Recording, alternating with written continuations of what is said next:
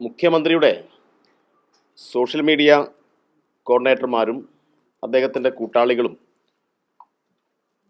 MDMA പിടിയിലായിട്ട് ഒരു ദിവസം പിന്നിടുകയാണ്. അത്യന്തം ഗൗരവമായിട്ടുള്ള ഈ കേസുമായി ബന്ധപ്പെട്ട വാർത്തകൾ കേന്ദ്ര ഗവൺമെൻറ്റിനെ സ്വാധീനിച്ച് ചില ചാനലുകളിൽ നിന്ന്, പ്രത്യേകിച്ച് സോഷ്യൽ മീഡിയ പ്ലാറ്റ്ഫോമുകളിൽ നിന്ന് മെറ്റയെ ഉപയോഗപ്പെടുത്തി ഒഴിവാക്കാനുള്ള നീക്കമാണ് നടന്നുകൊണ്ടിരിക്കുന്നത്. ഇവിടെ അങ്ങേയറ്റം വിദ്വേഷ പ്രസംഗം നടത്തി സ്ത്രീകൾക്കെതിരായ പരാമർശം നടത്തിയിട്ടുള്ള RSSൻ്റെ നേതാവിൻ്റെ ഈ വിദ്വേഷം നിറഞ്ഞ പ്രസംഗം നീക്കാൻ സംസ്ഥാന ഗവൺമെൻറ്റിന്, സംസ്ഥാനത്തെ പോലീസ് സംവിധാനത്തിന് കഴിയുന്നില്ല. എന്നാൽ ഇവിടെ രാസലഹരിയുമായി ബന്ധപ്പെട്ട് പിടികൂടപ്പെട്ട ആളുകൾക്കെതിരെ വരുന്ന വാർത്തകൾ നീക്കം ചെയ്യാൻ മുഖ്യമന്ത്രി UDFൻ്റെ ഗവൺമെൻറ് കാണിക്കുന്ന തിടുക്കം അങ്ങേയറ്റം സംശയം ഉളവാക്കുന്നതാണ്. മുഖ്യമന്ത്രി VD സതീശന് RSSുമായി നല്ല ബന്ധമുള്ളത് കൊണ്ടാണ് മിനിറ്റുകൾക്കകം മെറ്റയിൽ സ്വാധീനം ചെലുത്തി ഇത്തരം കാര്യങ്ങൾ നീക്കം ചെയ്യാൻ അദ്ദേഹത്തിന് കഴിഞ്ഞത്. ഇത് ഗൗരവമായ ഒരു രാഷ്ട്രീയ വിഷയം തന്നെയാണ്. മറ്റൊന്ന്, മുഖ്യമന്ത്രിയുടെ ഓഫീസുമായി നല്ല ബന്ധമുള്ള, മുഖ്യമന്ത്രി അങ്ങോട്ട് വീട്ടിൽ പോയി കാണുന്ന, മുഖ്യമന്ത്രിയെ ഇങ്ങോട്ട് ഏത് സമയത്തും വീട്ടിലും ഓഫീസിലും വന്ന് കാണാൻ എല്ലാവിധ അനുവാദമുള്ള ഒരാളെ പിടികൂടിയിട്ട് ഇവിടെ ചില വാർത്താ ചാനലുകളും പത്രങ്ങളുമെല്ലാം അങ്ങേയറ്റം ഈ സംഭവത്തെ വെള്ളപൂശുന്ന സമീപനമാണ് സ്വീകരിച്ചത്. പല മാധ്യമങ്ങളും അത് റിപ്പോർട്ട് ചെയ്യാൻ തയ്യാറാവുന്നില്ല.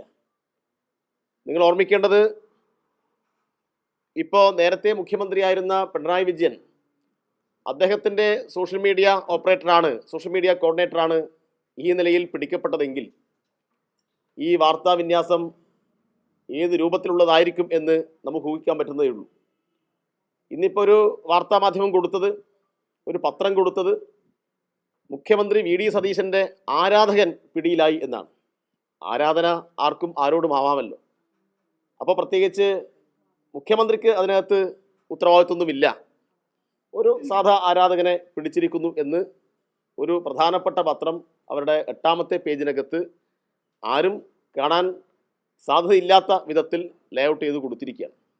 ഞാനിന്ന് മിക്കവാറും പത്രങ്ങളെല്ലാം ഓടിച്ചു നോക്കിയപ്പോൾ ആ മാധ്യമങ്ങളൊന്നും കാര്യമായ നിലയിലുള്ള വാർത്ത കൊടുക്കാൻ തയ്യാറാവുന്നില്ല. അപ്പോൾ ആര് സംരക്ഷിക്കാൻ ശ്രമിച്ചാലും കൂടുതൽ തെളിവുകൾ പുറത്തു വരികയാണ്. ഈ തെളിവുകൾ പുറത്തു വരുന്ന സന്ദർഭത്തിൽ കേരളത്തിൻ്റെ മുഖ്യമന്ത്രി വളരെ ഉത്തരവാദിത്തോടുകൂടി ഇതിനോട് പ്രതികരിക്കണം എന്നാണ് ഞങ്ങൾ അഭ്യർത്ഥിക്കുന്നത്. മറ്റൊന്ന്, കേരളത്തിലെ ഒരു മന്ത്രി OJ ജനീഷ്, അദ്ദേഹം അങ്ങേയറ്റം തെറ്റിദ്ധാരണ ഉണ്ടാക്കുന്ന ഒരു പ്രസ്താവന ഇന്നലെ നടത്തിയിരിക്കുകയാണ്. ഈ MDMA കേസുമായി ബന്ധപ്പെട്ട പ്രതികൾ കോൺഗ്രസുമായി യാതൊരു ബന്ധവുമില്ല, യൂത്ത് കോൺഗ്രസുമായി യാതൊരു ബന്ധവുമില്ല എന്നാണ് അദ്ദേഹം പ്രഖ്യാപിച്ചത്. അദ്ദേഹം യൂത്ത് കോൺഗ്രസിൻ്റെ സംസ്ഥാന അധ്യക്ഷൻ കൂടിയാണ്. പക്ഷേ യൂത്ത് കോൺഗ്രസിൻ്റെ എറണാകുളം ജില്ലാ കമ്മിറ്റി പത്രക്കുറിപ്പ് ഇറക്കിയിട്ട് പറഞ്ഞത് ഈ MDMA കേസിൽ പ്രതിയേർക്കപ്പെട്ട് പിടികൂടിയിട്ടുള്ള ആളുകളെ ഞങ്ങളുടെ സംഘടനയിൽ നിന്ന് പുറത്താക്കിയിരിക്കുന്നു എന്നാണ്. സംസ്ഥാന പ്രസിഡന്റ് പറയുന്നു ഞങ്ങളുമായിട്ട് ബന്ധമില്ല, മന്ത്രി പറയുന്നു ഞങ്ങളുമായിട്ട് ബന്ധമില്ല. എന്നാൽ എറണാകുളത്തെ ജില്ലാ പ്രസിഡന്റ് പറയുന്നു ഇവർ ഗുരുതരമായ കുറ്റം ചെയ്തിട്ടുണ്ട്, ഇവരെ പുറത്താക്കിയിരിക്കുന്നു. അപ്പോൾ ആദ്യ ഘട്ടത്തിൽ തന്നെ ഇവർ മുന്നോട്ട് വെക്കുന്ന വാദങ്ങളെല്ലാം പൊളിയുന്ന കാഴ്ചയാണ് നമുക്ക് കാണാൻ വേണ്ടി കഴിയുന്നത്. ഇത് ഗൗരവമായി ചർച്ച ചെയ്യേണ്ട ഒരു കാര്യമാണ്. അപ്പോൾ MDMA കേസുമായി ബന്ധപ്പെട്ട് പിടികൂടിയിട്ടുള്ള പ്രതികളുടെ കോൺഗ്രസുമായുള്ള ബന്ധം, മുഖ്യമന്ത്രിയുമായിട്ടുള്ള ബന്ധം, അതിൻ്റെ അടിസ്ഥാനമായിട്ടുള്ള തെളിവുകൾ എല്ലാം പുറത്തു വന്നുകൂടി സ്ഥിതിക്ക് ഇതുമായി ബന്ധപ്പെട്ട് വളരെ ഉത്തരവാദിത്തോടുകൂടി പ്രതികരിക്കാൻ കേരളത്തിൻ്റെ മുഖ്യമന്ത്രി തയ്യാറാവണം.